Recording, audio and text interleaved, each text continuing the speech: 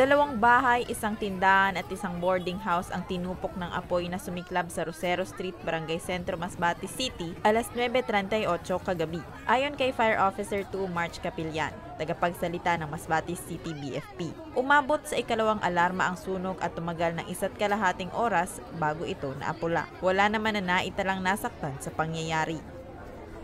Wala naman pong naitalang mga nasaktan or mga casualties and lahat po naman po sila safe.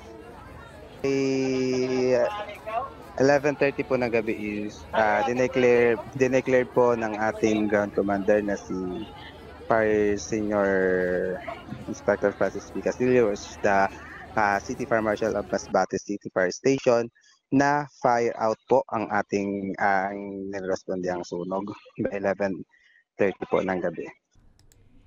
Patuloy pa rin na inaalam ng BFP kung saan nagsimula ang sunog, kung ano ang sanhi nito at kung ilan ang iniwan nitong pinsala. Mga nearby municipalities mo natin is like ng ating mobile fire station. Nagresponde po ang ating Milagros Fire Station is pumunta din po dito. So sa kabuuan, meron kasi si Masbate City Fire Station ng 3 fire trucks, then additional manpower po natin is yung mga volunteer po ng Masbate City, like ang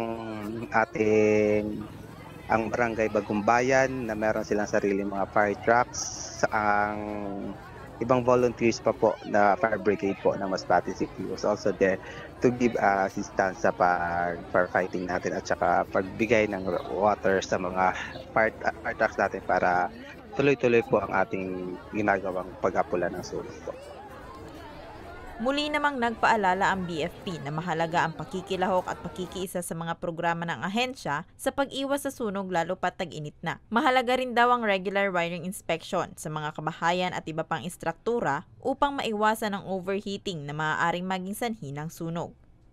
Para sa mga balitang tatak, Bicol, Rose Bilista.